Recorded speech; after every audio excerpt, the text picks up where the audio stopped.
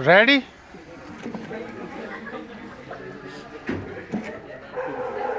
Start. अध्यक्ष महोदय, किसानों की उपज को बढ़ाने के लिए जो साधन उपलब्ध हैं उनकी तरफ सरकार का ध्यान जाना चाहिए। राज्य की सरकारों की तरफ से इस दिशा में जो भी प्रयास किए जा रहे हैं वे काफ़ी नहीं हैं। आज किसानों को न तो उनकी उपज का उचित दाम मिल रहा है और न ही किसी अन्य प्रकार की सुविधा मिल रही है। इस वर्ष केंद्र सरकार ने जो सहायता राशि देने की घोषणा की है वह एक अच्छी पहल है। मैं इसकी सराहना करता हूँ, परंतु मुझे लगता है कि प्रत्येक तिमाही 2000 रुपये की मदद उनके लिए नाकाफ़ी सिद्ध होंगे। यदि वह सहायता राशि 2000 रुपये प्रति माह तक की जा सके तो उत्तम होगा। हो सकता है कि सरकार की मंशा इस दिशा में आगे बढ़ने की हो, परंतु आज जो परिस्थिति है मैं उसके बारे में कह रहा हूँ। पूर्ववर्ती सरकारों ने यदि इस दिशा में कुछ किया होता तो आज न तो किसान आत्महत्या कर रहे होते और न ही उनकी इतनी बुरी दुर्दशा हुई होती। विलंब से ही सही इस सरकार ने इस दिशा में कदम आगे बढ़ाया है, तो इसकी सब और सराहना होनी चाहिए। किसान हमारे अन्नदाता हैं। उनको दी गई कोई भी सहायता बेकार नहीं जाएगी।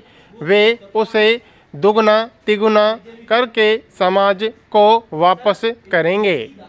प्रारंभ में मैं अन्न के भंडारण के बारे में कह रहा था और अपने इस संबोधन के अंत में मैं पुनः इस पर बल दूंगा कि सरकार को केंद्रीय भंडारण निगम की दशा और दिशा के बारे में भी सोचना चाहिए। यदि इस संस्था को दुरुस्त किया जाता है तो निश्चय ही किसानों को अन्न भंडारण की समस्या से निजात मिल सकती है। मैं एक किसान होने के नाते जिन जिन बातों को सदन के सामने रख सकता था उसे सदस्यों के सामने रखने की कोशिश की है। महोदय, आज हम इतनी मात्रा में अनाज का उत्पादन कर रहे हैं कि हमारी ज़रूरतें पूरी हो सकें, परंतु यदि हम अधिक अन्न उपजाकर अन्य देशों को निर्यात करने की स्थिति में आ जाते हैं तो यह हमारे लिए गर्व की बात होगी। कृषि मंत्रालय की रिपोर्ट के अनुसार पिछले कुछ वर्षों से हम सीमित मात्रा में अनाज का निर्यात भी कर रहे हैं, जो निश्चय ही संतोषजनक है। भारत को चाय और मूंगफली के उत्पादन में दुनिया में पहला स्थान प्राप्त है। हम चावल, गन्ना, जूट और तेल के बीज के उत्पादन में दुनिया में दूसरे स्थान पर हैं।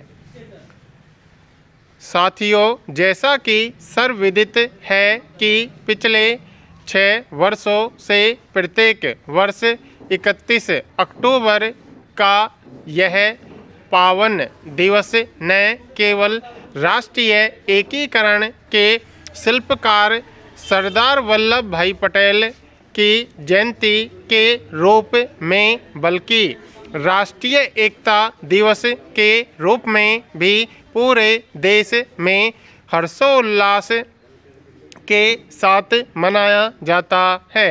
हम सभी देशवासियों के लिए भारत की सुरक्षा, एकता और अखंडता को मजबूत करने एवं अक्षुण्ण बनाए रखने की अपनी प्रतिबद्धता को और अधिक सुदृढ़ करने का यह एक उत्तम अवसर है। जैसा कि आप जानते हैं कि पिछले कुछ महीनों से पूरा विश्व कोविड-19 महामारी से जूझ रहा है और अभी तक इसके निदान हेतु कोई उपयुक्त उपचार नहीं मिल पाया है। हमारा देश एकजुटता के साथ इस वैश्विक महामारी का मुकाबला कर रहा है।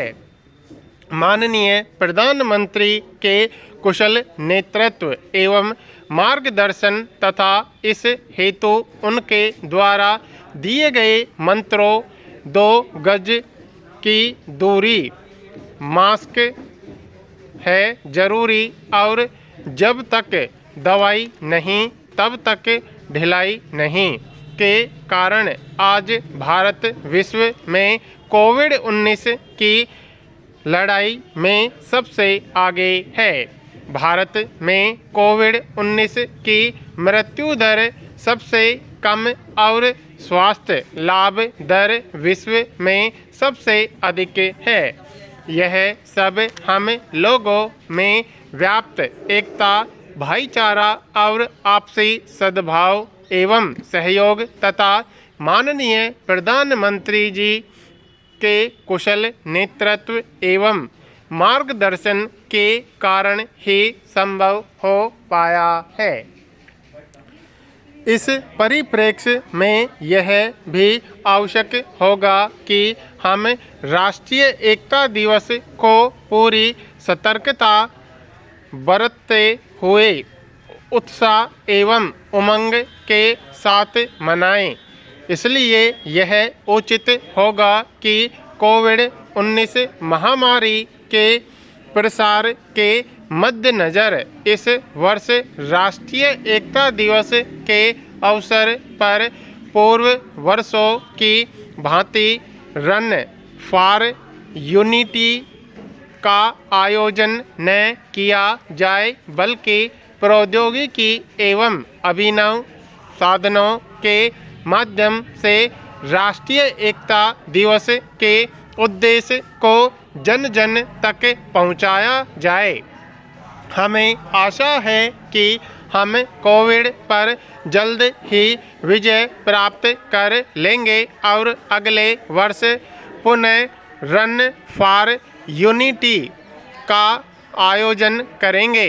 31 अक्टूबर 2020 को राज्य पुलिस बल और केंद्रीय सशस्त्र पुलिस बलों की भागीदारी से statue of unity Kevadia Gujarat में राष्ट्रीय एकता दिवस परेड का आयोजन किया जा रहा है।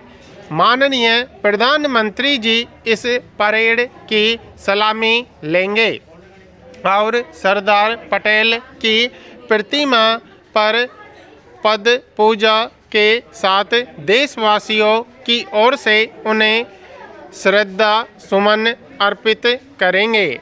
मेरा आपसे अनुरोध है कि तदनुसार 31 अक्टूबर 2020 को राष्ट्रीय एकता दिवस पूर्ण उत्साह, उमंग एवं कोविड-19 के दिशा निर्देशों के अंतर्गत मनाने के बारे में आप अपने प्रशासन को समुचित कार्यक्रम आयोजित करने के लिए उचित निर्देश दें।